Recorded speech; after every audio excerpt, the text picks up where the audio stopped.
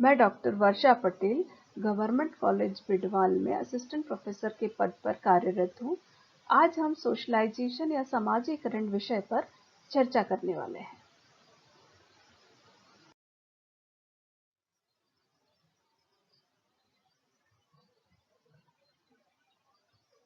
Topic की detail यदि हम देखें तो यह topic BA third year degree course के फर्स्ट ईयर में सोशलाइजेशन सब्जेक्ट के सेकंड पेपर इंडियन सोसाइटी के यूनिट 4th के अंतर्गत आता है।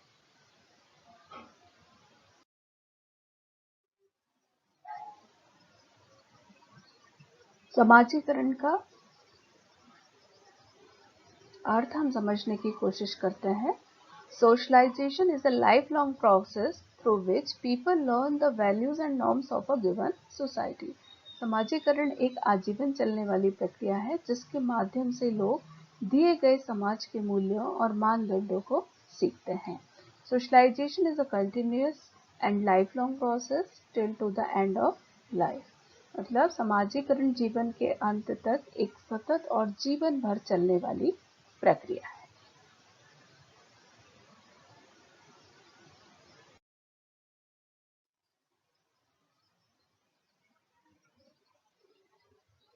यदि हम इस व्याख्यान के ऑब्जेक्टिव्स की लर्निंग ऑब्जेक्टिव्स की बात करें तो फर्स्ट ऑब्जेक्टिव है explain the concept and meaning of socialization. मतलब समाजीकरण की अवधारणा और अर्थ की व्याख्या हम इसके अंतर्गत करेंगे। सेकंड जो हमारा ऑब्जेक्टिव है वह है identify the various agents of socialization. मतलब समाजीकरण के विभिन्न जो माध्यम है उनकी हम पहचान करेंगे और उनके बारे में हम चर्चा करेंगे।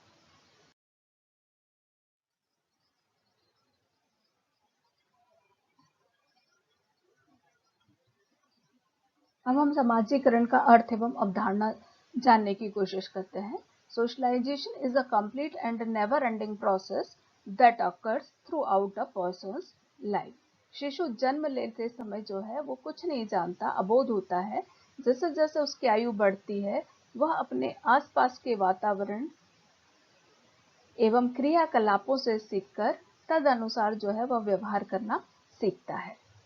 यह जो है वो एक सतत चलने वाली प्रक्रिया है जिसके अंतर्गत बचपन से ही शिशु माता पिता, परिवार, मित्रों, उसके बाद विद्यालय, कॉलेज एवं अन्य सामाजिक संस्थाओं के माध्यम से सामाजिक होना सीखता है। जिस समाज में वह पलता बढ़ता है उसी समाज से प्रेरणाएं लेकर युवावस्था तक वह पहुंचता है और अपनी सामाजिक जिम्मेदारियों का पालन करता है। प्रत्येक व्यक्ति जो है उसको सामाजिक हम तभी कहते हैं जब वह समाज की स्थापित मान्यताओं का पालन करता है और किसी व्यक्ति को मनुष्य उसके परिवार, समुदाय और समाज द्वारा उसमें डाली गई संस्कृति से परिभाषित किया जाता है। समाजीकरण एक पूर्ण और कभी खत्म न होने वाली प्रक्रिया है जो कि व्यक्ति के पूरे जीवन भर चलती रहती है।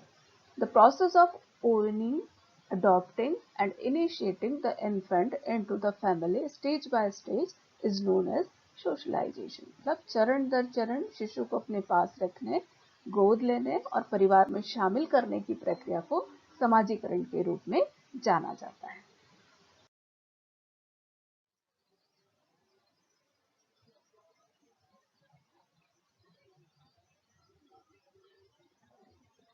करंट स्लाइड में हम जो है इसकी अवधारणा जानने की कोशिश करते हैं।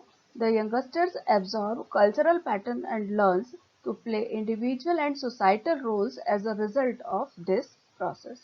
मतलब युवा सांस्कृतिक प्रतिमानों को आत्मसात करता है और इस प्रक्रिया के परिणाम स्वरूप वह व्यक्तिगत और सामाजिक भूमिकाएं निभाना सीखता है। जैसा कि हम इस पिक्चर में देख रहे हैं कि यदि हम व्यक्तिगत और सामाजिक भूमिकाओं की बात करें तो as a father, as a mother, as a sibling और ग्रैंडफादर उनके जो पोते पोती हैं उनके साथ में जो उनका व्यवहार है और पोते पोतियों का अपने दादा दादी के साथ जो व्यवहार है और कार्यस्थल पर व्यक्ति जिन व्यवहारों को सीखता है वह सभी समाजीकरण के अंतर्गत आते हैं।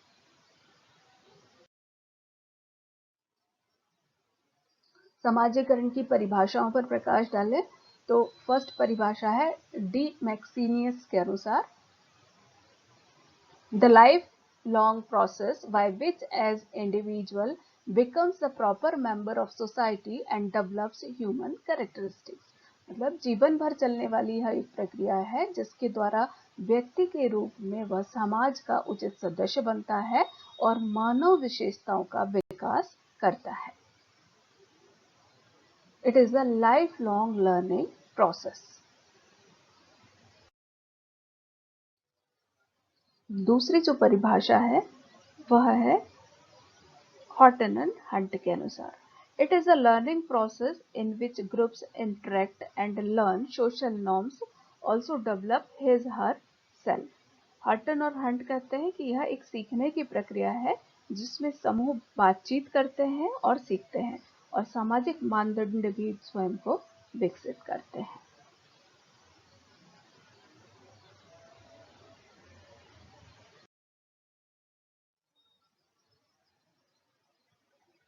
अगली डेफिनेशन जो है वो ऑगबर्न के अनुसार है, it is the process of learning the norms of group and society. इनका कहना है कि यह समूह और समाज के मानदंडों को सीखने की प्रक्रिया। ये बहुत ही सिंपल और एकदम सरल परिभाषा है। ऑगबर्न के अनुसार क्या है कि समूह जो है और समाज जो है उसके जो मानदंड है, व्यक्ति जब उनको सीखता है तो वही जो प्रोसेस है वह क्या कहलाती है, समाजीकरण कहलाती है। एजेंट्स ऑफ सोशलाइजेशन या समाजीकरण के विभिन्न माध्यमों की हम बात करें तो कई सारे ऐसे माध्यम हैं जो कि एक बच्चे से लेकर वृद्ध तक जो है उनके सोशलाइजेशन में उनकी मदद करते हैं। शिशु जब जन्म लेता है तो एक असहाय प्राणी मात्र होता है, वह कुछ नहीं जानता, परंतु जन्म लेने के पश्चात उसकी मूल आवश्यकताओं की पूर्ति उसके परिजन, विशेष रूप से उसके माता पिता करते हैं। माता पिता को भी उनके माता पिता ने संभाला और उनके माता पिता को भी किसी ने पाल पोस कर इस योग्य बनाया। शिशु के पालन पोषण की यह प्रक्रिया निरंतर और प्राचीन काल से ही चली आ रही है। यह प्रक्रिया समाजीकरण का ही परिणाम है कि शिशु की देखभाल करना और उसे सामाजिक प्राणी बनाने का दायित्व भी परिवार और समाज पर ही होता है। समाजीकरण की प्रक्रिया एक विस्तृत प्रक्रिया है जो कि विभिन्न माध्यमों से संचालित होती है। इसे समाज की अनेक संस्थाएं या एजेंसियां या माध्यम जो हम कह सकते हैं वो इसके क्रियान्वयन का कार्य करते हैं। इसी कड़ी में हम इसके विभिन्न माध्यम देखेंगे। फर्स्ट जो है फैमिली या परिवार, सेकंड है नेबरहुड या पड़ोस, थर्ड है इंस्टीट्यूशन स्कूल्स मतलब संस्थाएं या विद्यालय, और सोसाइटी या समाज, पीयर ग्रुप या मित्र समूह, मास मीडिया, संचार मीडिया, वर्क प्लेस या कार्यस्थल।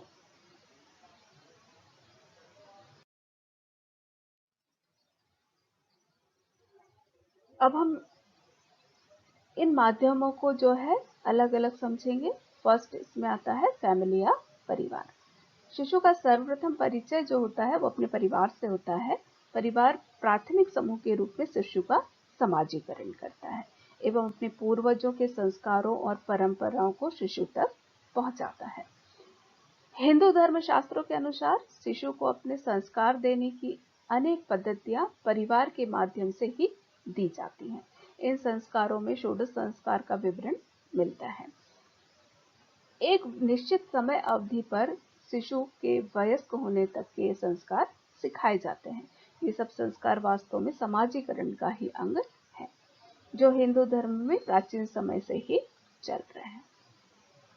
इस श्रृंखला में जो है शिशु को उसके पूर्वजों के बारे में बताया जाता है, शिशु को अपने समाज के इतिहास के बारे में बताया जाता है। इस प्रकार से वह अपने समाज और अपने परिवार और अपने कुटुंब इन सब के बारे में विस्तृत जानकारी जो है वो उसको कहाँ से मिलती है, उसके परिवार से ही मिलती है। सेकंड जो माध्यम है वह है नेबरहुड या पड़ोस। जिस मोहल्ले में बच्चा बड़ा होता है वह पड़ोस के भौतिक और सामाजिक वातावरण में ही समाजीकृत होता है। वह अपने बड़े भाई बहनों, पड़ोस, गांव के अन्य युवाओं से बहुत कुछ सीखता है। वह उनके साथ खेलता है और अपने वातावरण में भौतिक और जो सामाजिक वस्तुएं हैं उनका भी वह ज्ञान प्राप्त करता है। वह विभिन्न स्थितियों में अन्य जातियों, धर्मों, समुदायों, व्यावसायिक समूहों, इनके लोगों के साथ फिट होने की कोशिश करता है या प्रयास करता है। वह अलग अलग सदस्यों के साथ साथ उन समूह के बीच अलग अलग विशेषताओं के बीच अंतर करना सीखता है और उन्हें किस तरह से एकजुट करना है वह सीखता है। वह अपने इलाके और अपना जो गांव है, अपना जो मोहल्ला है, वहाँ का जो वातावरण है उसके अनुरूप उसके अंदर जो है संस्कार और विभिन्न मूल्य जो है वो विकसित होते हैं। इस प्रकार जो पड़ोस है या नेबरहुड है वह व्यक्ति के समाजीकरण में महत्वपूर्ण भूमिका निभाता है। अगला जो आता है वह है इंस्टीट्यूशन या संस्था या स्कूल या विद्यालय। विद्यालय समाजीकरण करने की एक प्रमुख संस्था है जो कि बच्चे के समाजीकरण में एक बहुत ही महत्वपूर्ण भूमिका निभाती है। प्रत्येक विद्यालय जो है वह राज्य और केंद्र सरकार द्वारा मान्यता प्राप्त पाठ्यक्रम के अनुसार शिक्षा देने का कार्य करता है, परंतु बालक पाठ्यक्रम ही नहीं सीखता बल्कि अनेक अन्य नई वस्तुएं जो है उसको विद्यालय से प्राप्त होती हैं, जिसका स्रोत उसके मित्रगण और अध्यापक गण होते हैं। बालक अपनी रुचि के अनुसार अपनी मित्र मंडली बनाता है। अध्यापक जो बच्चे में रुचि रखता है उसके संपर्क में आकर वह अपना ज्ञानवर्धन करता है। इसके अतिरिक्त प्रत्येक विद्यालय की अपनी व्यक्तिगत विचारधारा और पृष्ठभूमि होती है, जिसके आधार पर छात्रों को अतिरिक्त ज्ञान उपलब्ध कराया जाता है, जिसे अतिरिक्त पाठ्यक्रम या हम एक्स्ट्रा करिकुलर एक्टिविटीज के नाम से भी जानते हैं। वह जिस भी विद्यालय में वह पढ़ता है उसकी जो विचारधारा है उससे वह पूरी तरीके से परिचित होता है। इसके लिए एक उदाहरण है कि जैसे कई सारे बच्चे जो है वो मिशनरी स्कूल में पढ़ते हैं, उसमें हिंदू धर्म के भी बच्चे होते हैं, मुस्लिम धर्म के भी होते हैं, ईसाई धर्म के भी होते हैं, परंतु वहाँ पर वो ईसाईयत धर्म नहीं अपनाते। वहाँ पर वो सिर्फ शिक्षा ग्रहण करने जाते हैं और शिक्षा ग्रहण करना ही उनका मुख्य उद्देश्य होता है। तो समाजीकरण की प्रक्रिया के मामले में बच्चे जो है अपने स्कूल या अपनी जो संस्थाएं हैं उनसे विभिन्न चीजें वो सीखते हैं। इस प्रकार समाजीकरण में एक महत्वपूर्ण भूमिका जो है विद्यालय या जो संस्थाएं हैं वो निभाती हैं।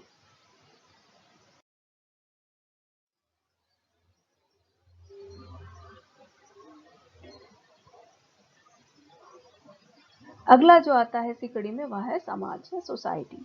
हम समाज के सदस्य हैं और विभिन्न जो नियम और कानून हमारे व्यवहारों को जो नियंत्रित करते हैं वो हमारे समाज द्वारा ही बनाए जाते हैं। समाज और सामाजिक मानदंडों पर विचार किए बिना कोई भी व्यक्ति जो है अपना काम नहीं कर सकता।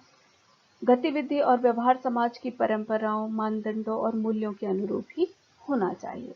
समाज में रहने वाले जो व्यक्ति हैं उनको पुरस्कृत किया जाता है। जो व्यक्ति समाज के मानदंडों का पालन करते हुए आगे बढ़ते हैं या अच्छा कार्य करते हैं उन्हें समाज द्वारा पुरस्कृत किया जाता है। लेकिन समाज के कुछ ऐसे मानदंड भी होते हैं कि समाज के नियमों का पालन न करने वालों को दंड का भी वहां पर प्रावधान होता है। उन्हें समाज से बाहर कर दिया जाता है यदि वो समाज के नियमों का पालन नहीं करते। इस प्रकार व्यक्ति के व्यवहार को समाज भी जो है वो बहुत ज्यादा निर्धारित करता है।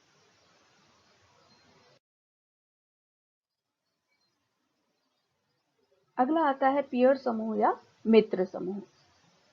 शिशु की संपर्क सीमा और मित्र मंडली जो है बहुत ही महत्वपूर्ण होती है समाजीकरण में। बच्चा जिस संगति में पलता बढ़ता है उसका व्यवहार भी उसी के अकॉर्डिंग निर्मित होता है। शिशु बाल्यावस्था में घुटनों के बल चलता है और अपने पैरों पर झूलता रहता है, जो कि घर की चार दीवारियों से बाहर झांकने की उसकी इतनी उत्सुकता होती है, वो जानना चाहता है कि उसके चारों तरफ क्या हो रहा है।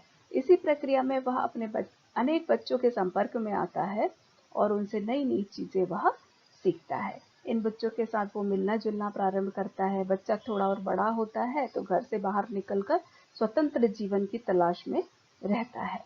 इस स्थिति में उसका संपर्क जो है अपने हम उम्र बच्चों के साथ में होता है और वह उनके साथ में खेलना शुरू करता है। बच्चों के माता पिता का, परिवार का प्रभाव इनके द्वारा अवश्य ही होता है। शिशु इन बच्चों से अन्य बातें भी सीखता है। यह मित्र मंडली कहलाती है उसकी। शिशु विद्यालय जाना जब प्रारंभ करता है तब उसके और दूसरे दोस्त बनते हैं, उसकी मित्र मंडली में परिवर्तन होता है और वो कई सारी चीजें एक दूसरे से साझा करने लगते हैं, जिसमें कि वो एक दूसरे के बारे में जानना चाहते हैं, उनके परिवार में कितने सदस्य हैं वो जानना चाहते हैं, फिर किस धर्म के हैं वो ये जानना चाहते हैं। इस तरीके से जो मित्र मंडली है वो काफी हद तक बच्चे के व्यवहार निर्धारण में महत्वपूर्ण भूमिका निभाती है। नेक्स्ट है मास मीडिया या संचार मीडिया। वर्तमान समय में मास मीडिया एवं इसके माध्यम से अनेक प्रकार की सूचनाएं लेकर मनुष्य जो है वो समाजीकरण की तरफ अग्रसर होता है, परंतु यह अनिवार्य नहीं है कि व्यक्ति मास मीडिया द्वारा समाजीकृत हो ही। ये सिर्फ एक साधन है जो कि उसे उस तक सूचनाएं पहुंचाते हैं। मीडिया में हमेशा जो है इलेक्ट्रॉनिक संचार और जो प्रिंट मीडिया है, दोनों के माध्यम से व्यक्ति को नई नई सूचनाएं, नई नई जानकारी प्राप्त होती है और उन विचारों और जानकारियों को लेकर व्यक्ति क्या करता है, आगे बढ़ता है। एक अमेरिकी सर्वेक्षण हुआ था जिसके अनुसार औसत युवा जो कि 6 से 18 वर्ष तक की आयु के हैं, स्कूल में सीखने की तुलना में टेलीविजन देखने में वो अपना अधिक समय व्यतीत करते हैं। मतलब मास मीडिया का प्रभाव आज इतना ज़्यादा है कि व्यक्ति इसके बिना शायद अपने जीवन की कल्पना भी नहीं कर सकता। आज हम देख रहे हैं बच्चों से लेकर वृद्ध तक सभी को इंटरनेट चाहिए, सभी को मोबाइल चाहिए। तो बच्चों की तो बेचारों की मजबूरी है कि कोरोना पीरियड में उनके लिए मोबाइल पर ही उन्हें क्लास करनी है। इस तरीके से जो संचार है या मास मीडिया है वो हमारे व्यवहार निर्धारण में महत्वपूर्ण भूमिका निभाते हैं। नेक्स्ट आता है कार्यस्थल। हम जिस जगह काम करते हैं वहाँ का वातावरण, हम जिनके अंडर में काम करते हैं उनका व्यवहार और हमारे साथ कार्य करने वाले लोगों का व्यवहार और हमारे नीचे काम करने वाले लोगों का व्यवहार, ये सारे जो चीज़ें हैं ये हमारे व्यवहार पर काफ़ी प्रभाव डालती हैं। पैसे के भीतर जिम्मेदारी से व्यवहार करना सीखना मानव समाजीकरण का ही एक महत्वपूर्ण हिस्सा है। व्यावसायिक समाजीकरण बचपन और किशोर समाजीकरण से अटूट रूप से जुड़ा हुआ है। हम अपने माता पिता को काम करते देखकर उनसे हम बहुत सारी चीज़ें सीखते हैं। जो हमारे व्यवसाय में लोग लगे हुए हैं उनसे हम बहुत सारी चीज़ें सीखते हैं। इस प्रकार हम जो काम करते हैं उस पर हमारे काम पर उन लोगों के काम का भी प्रभाव हमें देखने को मिलता है। इस प्रकार जो हमारा कार्यस्थल है वह भी हमारे समाजीकरण में एक महत्वपूर्ण माध्यम के रूप में कार्य करता है। नेक्स्ट आता है द स्टेट या राज्य या सरकार भी हम इसको कह सकते हैं। राज्य द्वारा बनाए गए जो विभिन्न कानून हैं, विभिन्न नियम हैं, इनके द्वारा भी व्यक्ति का व्यवहार निर्देशित होता है। सरकार ने नवजात शिशुओं और छोटे बच्चों के समाजीकरण में एक नई और प्रत्यक्ष भागीदारी देते हुए एक बाल देखभाल प्रदाता के रूप में कार्य किया है। इसके अलावा एक नागरिक होने के नाते किसी का जीवन राष्ट्रीय हितों से बहुत अधिक प्रभावित होता है। उदाहरण के लिए यदि हम बात करें तो श्रमिक संघ और जो हमारे राजनीतिक दल हैं वो कहीं ना कहीं सरकार और व्यक्ति के बीच में एक मध्यस्थ की भूमिका निभाते हैं। व्यक्ति को यदि कोई प्रॉब्लम है तो वो अपने श्रमिक संघ या राजनीतिक दलों के माध्यम से वह अपनी बात सरकार तक पहुंचाते हैं। इस प्रकार राज्य जो है वो भी व्यक्ति के व्यवहार निर्धारण में महत्वपूर्ण भूमिका निभाता है। जैसे पहले हमने बात की कि राज्य के द्वारा जो कानून बनाए जाते हैं वो व्यक्ति के व्यवहार को नियंत्रित करते हैं। तो जो कानून है, उदाहरण के लिए यदि चोरी करना एक दंडित अपराध है तो व्यक्ति जो है उस प्रकार का व्यवहार करने से बचता है। लेकिन सरकार द्वारा कोई ऐसा कार्य जिसके लिए कि सरकार द्वारा पुरस्कार दिया जा रहा है तो व्यक्ति उस कार्य को करने के लिए प्रोत्साहित होता है। तो इस प्रकार से व्यक्ति का व्यवहार जो है राज्य द्वारा भी निर्धारित होता है। अब यदि हम जो हमने विभिन्न एजेंट्स देखे, विभिन्न जो हमने माध्यम देखे समाजीकरण के, उनके थ्रू जो समाजीकरण की प्रक्रिया होती है वो किस प्रकार होती है। समाज के जो विभिन्न कस्टम्स हैं, विभिन्न प्रैक्टिसेस हैं या विभिन्न नॉर्म्स हैं, इनका ज्ञान जो है एक इंडिविजुअल को जो है इन विभिन्न एजेंसियों के माध्यम से ही मिलता है। इन एजेंसियों में अभी हमने देखा जैसे फैमिली हो गई, स्कूल हो गया, नेबरहुड है, पीयर ग्रुप है, लीगल और पब्लिक अथॉरिटी मीन्स स्टेट है। तो ये सारे जो एजेंसीज हैं ये व्यक्ति को इन कस्टम्स, प्रैक्टिसेस और नॉर्म्स के बारे में जानकारी देती हैं और ये इंडिविजुअल का जो ज्ञान है ये फिर अपनी अगली पीढ़ी तक, नेक्स्ट जनरेशन तक जो है ये ट्रांसमिट होता है, हस्तांतरित होता है।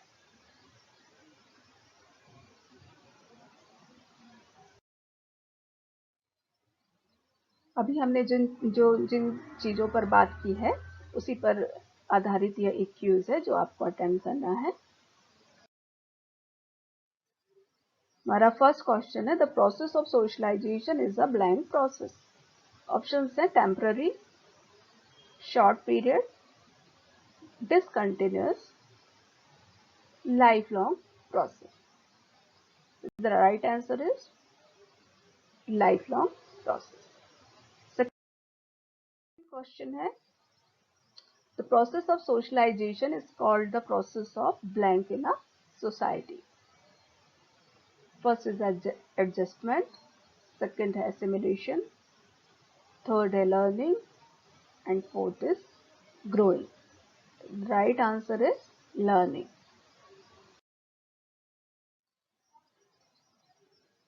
Which of the following is not an agent of socialization? Mother, friends, pet, and television. The right answer is pet. Identify the primary agency of socialization. Family, media, school, and workplace. The right answer is family.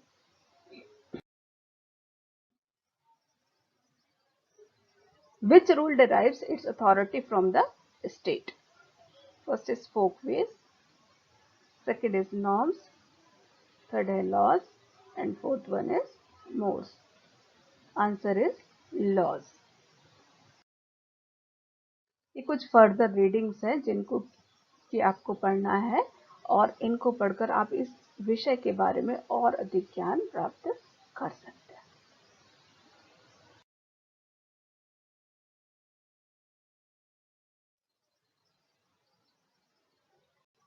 Thank you.